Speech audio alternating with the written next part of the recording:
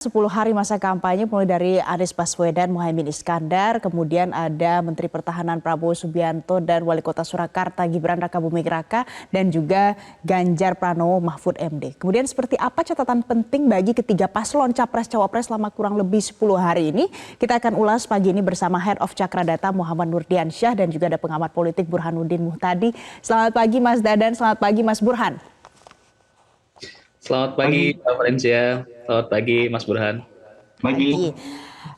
Saya mau ke Mas Dadan terlebih dahulu. Mas Dadan, pemirsa, ini di tangan saya ada rilis dari Cakra Data. Judulnya Bedah Gaya Kampanye Paslon Pilpres 2024, periode bulan November, 28 November sampai dengan 7 Desember 2023. Diambil dari media sosial dan tingkat akurasinya adalah 92%. Mas Dadan, dari rilis Cakra Data ini, paslon mana yang hasil kampanye 10 harinya punya tren positif paling besar persentasenya? Yang mana, Mas? Baik, terima kasih Mbak Valencia atas kesempatannya. Ya, berdasarkan temuan dan analisis dari kami di tim Cakra Data melalui teknologi digital media monitoring, kami memotret sejak awal dibukanya masa kampanye sejak 28 November hingga tanggal 7 Desember kemarin, kita coba menganalisa lebih mendalam terkait dengan bagaimana tren perbincangan mengenai pasangan Capres-Cawapres menjelang Pilpres tahun 2024 mendatang.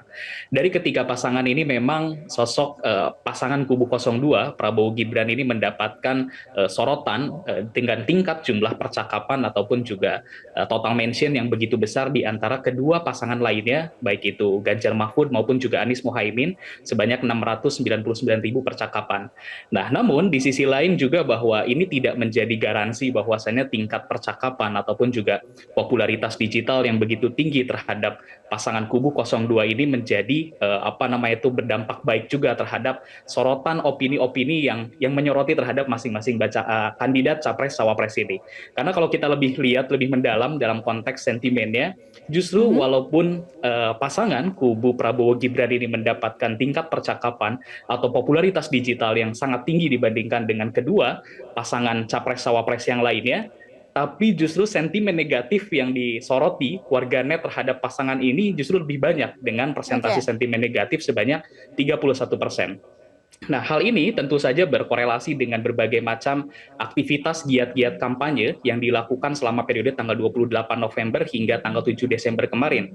Di mana kalau kita lihat memang sorotan opini warganet menyoroti terhadap sentimen negatif di kubu 02 Prabowo Gibran ini adalah atas minimnya kehadiran ya dalam berbagai macam forum-forum publik, dan juga warganet menyoroti masih minimnya juga tentunya kegiatan-kegiatan giat kampanye yang dilakukan oleh kubu 02. Baik. Lalu juga ada salah satu minim hadir di forum-forum publik, jarang datang di diskusi publik. Ini membuat salah satunya jadi faktor kalau yang punya sentimen negatif jadi banyak juga ya Mas ya untuk paslon Prabowo dan juga Gibran. Saya mau tanya ke Mas Burhan. Mas Burhan, setelah kita lihat karena Prabowo dan juga Gibran kan ini banyak menyampaikan gimmick-gimmick seperti gemoy, kemudian katanya itu disukai oleh milenial dan Gen Z. Tapi ternyata sentimennya malah negatif. Kalau Mas Burhan melihat hal ini bagaimana? Ya, memang kalau kita amati ya 10 hari terakhir kampanye, pasangan nomor 2 relatif jarang menghadiri diskusi-diskusi publik yang digelar oleh beberapa pihak. Beberapa di antaranya mereka hadir tetapi tidak berpasangan sekaligus.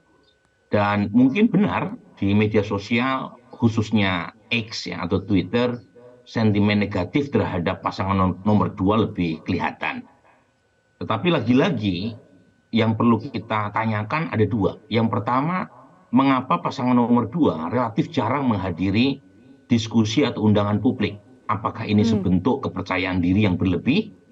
Ataukah mereka merasa bahwa debat-debat semacam itu tidak punya kontribusi elektoral secara memadai? Apalagi kalau kita kaitkan dengan kenyataan bahwa baik Pak Prabowo maupun Mas Gibran sejauh ini masih aktif di posisinya masing-masing, tidak atau belum mengajukan cuti. Pak Prabowo masih sebagai Menteri Pertahanan, Gibran sebagai Wali Kota Solo.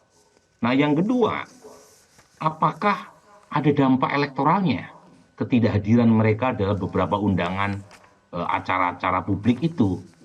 Nah, sejauh ini kalau kita melihat data, pasangan nomor 2 ini masih on the track menuju kemenangan. Jadi jangan-jangan ada gap nih antara diskusi-diskusi publik tadi dengan elektabilitas. Karena kalau kita lihat, ternyata elektabilitasnya masih di kisaran 45-47% dari semua lembaga survei yang kredibel. Oke, Jadi Mas Burhan. yang perlu kita pertanyakan, apa alasan mengapa publik masih memberi perhatian dan sekaligus ranking elektabilitas yang tinggi kepada pasangan nomor 2 ketika Mas Burhan, forum-forum Mas Burhan publik tadi mengatakan diantaranya elektabilitasnya tetap tinggi, tapi diskusi publiknya minim di antara 3 pasangan. Mungkin, apakah benar milenial dan Z itu lebih menyukai gaya politik riang gembira? Karena kalau dari Cakradata, ternyata Prabowo dan Gibran sorotan pernyataan adalah politik riang gembira. Iya, Valen. Jadi kalau saya tidak tahu persis ya analisis kualitatifnya karena saya bukan Gen Z atau generasi milenial. Tetapi memang data menunjukkan di generasi Z dan generasi milenial, Prabowo Gibran unggulnya jauh gitu. Saya sendiri tidak tahu apa yang membuat Gen Z suka ya dengan Prabowo Gibran. Ada yang mengatakan sebentuk keberhasilan kampanye gimmick ya dengan kata-kata gemoy ya. Gemoy, betul ya saya menyebutkannya ya. Apa namanya? Tetapi saya tidak tahu persis apakah anak muda cukup dipuaskan dengan gemoy begitu. Oke. Apakah mereka tidak menuntut lebih jauh terkait dengan gagasan apa yang ditawarkan oleh Prabowo Baik. Gibran? Ini kan menarik untuk diuji ya. Dan saya sendiri dari survei yang kita lakukan tidak punya jawaban yang konklusif Oke, berkaitan kita dengan tanyakan ke mengapa Mas Gen Z Dadan. Mas Dadan, singkat saja Mas Dadan. Dari hasil survei Anda, apakah gemoy ini punya efektivitas luar biasa untuk anak muda, milenial dan juga Gen Z? Baik, nah ini mungkin kalau dari segi analisa kami lebih kepada bagaimana tren karakteristik ya para warganet ini dalam mengonsumsi terhadap beragam jenis-jenis konten yang mereka nikmati ataupun yang mereka konsumsi dalam kerangka media sosial. Jadi memang secara sederhana bahwa gimmick gemoy ini kan sebagai satu packaging ya yang dibangun oleh kubu 02 dalam hal ini Prabowo Gibran untuk bagaimana mendeliver lalu juga mempersonifikasikan mereka sebagai representatif lah yang cukup dekat dengan anak-anak muda. Dan yang memang kalau kita salah satu sorotan dari beberapa analisa riset yang kita lakukan, salah satu karakteristik yang diminati oleh para kalangan milenial dan juga Gen Z itu lebih kepada bagaimana pendekatan politik-politik entertainment ataupun juga politik-politik yang dikemas secara sederhana dan mereka mampu mengetahui secara secara mudah dimengerti seperti itu. Namun di sisi lain juga dari temuan kami ketika kita analisis lebih mendalam bahwa terdapat juga sebetulnya sorotan negatif terhadap pasangan di kubu 02 ini yang mana hal gimmick gemoy ini harapannya tidak serta-merta menjadi satu hal kunci sebagai gimmick yang diutamakan, dikedepankan dalam konteks kampanye, tapi seharusnya juga mampu diimbangi oleh berbagai macam pendekatan gagasan. Apalagi masing-masing kandidat pasangan capres-cawapres ini kan memiliki grand design maupun juga visi misi yang akan mereka bangun seperti itu. Nah harapannya bisa diimbangi oleh hal itu karena kami melihat juga bahwasannya tawaran dari kubu 02 juga terhadap aspek gagasan hal ini memang masih belum mampu ditonjolkan secara signifikan.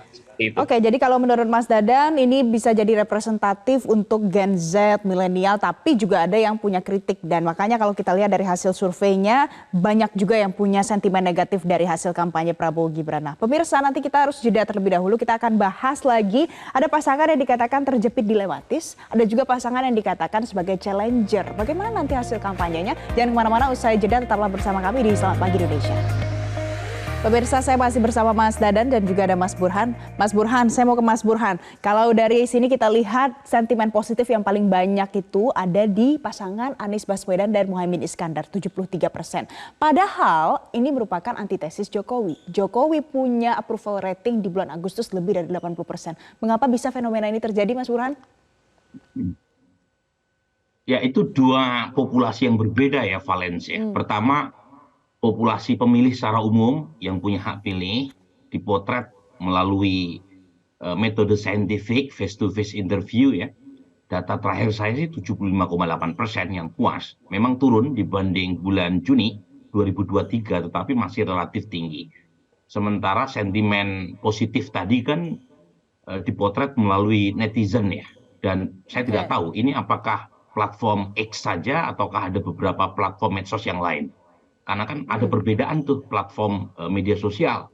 Di TikTok lebih positif melihat Pak Jokowi ketimbang di Twitter misalnya. Jadi lagi-lagi perbedaan populasi itu yang membuat kita menemukan data yang terkesan kontradiktif.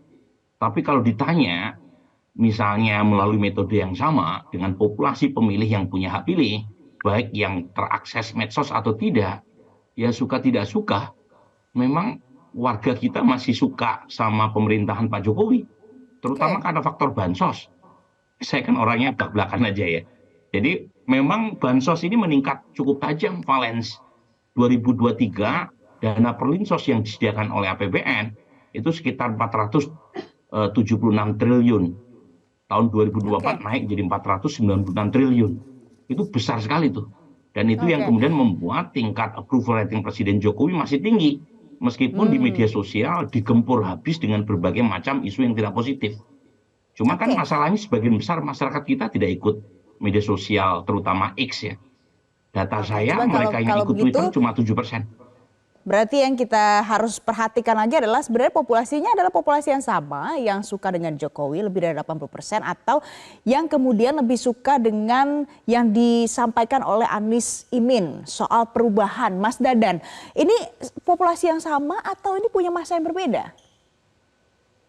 Betul, Mbak Valens. Nah, saya mungkin memperkuat dari apa yang disampaikan oleh Mas Burhan. Tentunya bahwa hal ini tidak bisa apple to apple ya, secara metodologi untuk bagaimana disamakan dengan saintifiknya apapun yang dilakukan oleh rekan-rekan di lembaga riset tentunya.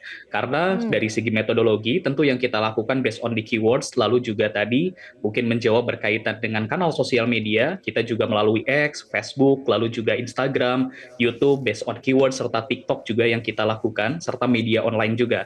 Jadi merupakan sentimen tersebut juga pada dasarnya memang akan bersifat fluktuatif, sehingga untuk bagaimana kita menguji terhadap efek elektoral terhadap kedua capres, misalkan ketiga capres, pasangan capres cawapres ini tentu harus bisa diuji secara saintifik. Dan faktor pengaruh terhadap sentimen ini tentu sangat dinamis. Seperti yang kami tuliskan dalam analisa riset kami di Cakra Data, bahwa dorongan terhadap sentimen positif terhadap pasangan Anies Baswedan dan Muhaimin itu sebenarnya lebih kepada bagaimana selama giat kampanye di periode tanggal 28 November hingga 7 Desember, mereka ada salah satu program yang cukup banyak mendapat sorotan positif dari kalangan warganet adalah terkait dengan program di Desak Anies, serta kehadiran kedua ke pasangan ini ya, Anies Baswedan maupun juga Muhaimin Iskandar dalam berbagai macam forum.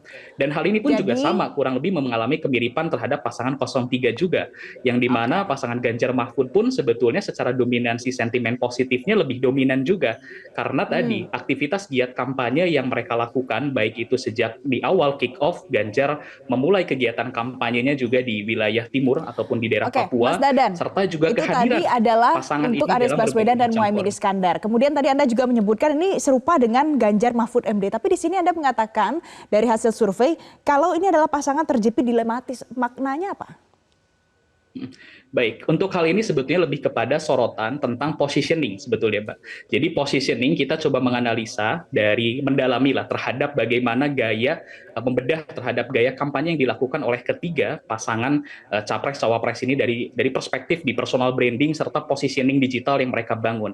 Kalau kita bedah satu persatu, misalkan kita dari 03 terlebih dahulu, pasangan Ganjar Mahfud ini dalam menempatkan diri dalam konteks positioning digital memang kita kategorisasi sebagai pasangan yang terjepit ataupun dilematis, yang dalam hari ini pasangan ini masih gamang mencari positioning dari berbagai macam sorotan yang kita temukan di ranah jagat maya. Seperti ketika mereka ingin memposisikan sebagai challenger, tentu hal ini akan menjadi buah simalakama juga. Dan ini tentu sudah terdapat beberapa fenomena yang sempat terjadi juga dengan pernyataannya dari Pak Ganjar Pranowo saat menyebutkan bahwa polemik pernyataan Ganjar terkait rapot merah penegakan hukum di era pemerintahan Jokowi itu tentu membuat polemik juga.